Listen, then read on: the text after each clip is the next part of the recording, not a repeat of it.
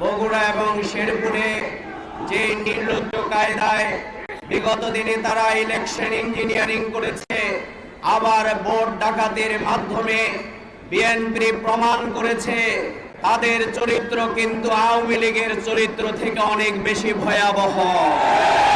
এবং তারা 70% মানুষের রায়ের বিরুদ্ধে অবস্থান গ্রহণ করার মাধ্যমে তারা ইলেকশনের আগে বলেছিল আপনারা হায়ের পক্ষে রায় দিবেন, কিন্তু আসলে এই মুনাফিকদের চরিত্রের মধ্যে আসলে নারী ছিল। এবং এর মধ্য দিয়ে প্রমাণিত হয়েছে তারা বাংলাদেশের 70% মানুষ মূলত দাঁড়িপাল্লার পক্ষে, জামাত ইসলামীর পক্ষে, 11 দলীয় জোটের পক্ষে রায় দিয়েছিল। এটি আজ দিবালোকের মতো পরিষ্কার হয়ে গেছে। সুতরাং 70% মানুষের বিরুদ্ধে অবস্থান গ্রহণ করে আপনারা বেশি দিন ক্ষমতায় টিকে থাকতে পারবেন না।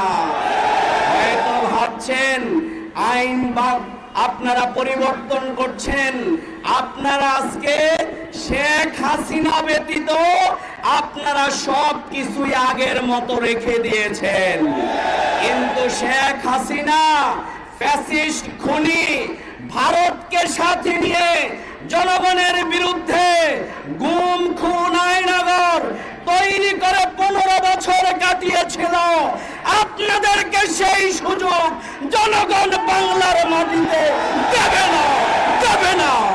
সংগ্রামী ভাই এবং বন্ধুগণ, তাই আজকের এই সমাবেশ থেকে আমরা এই সরকারকে জানিয়ে দিতে চাই, গতকালকেই আমার প্রিয় ভাই আবু সাইদের খুনিদের রায় হয়েছে, কিন্তু তার স্বপ্নের বাংলাদেশ, সবচেয়ে ইনসাফের বাংলাদেশ, দুর্নীতিমুক্ত বাংলাদেশ, জনমানুষের বাংলাদেশ প্রতিষ্ঠার জন্য যারা সংসদীয় স্বৈরতন্ত্র কায়েম করবে তাদের বিচার একদিন এই ট্রাইব্যুনালেই অনুষ্ঠিত হবে।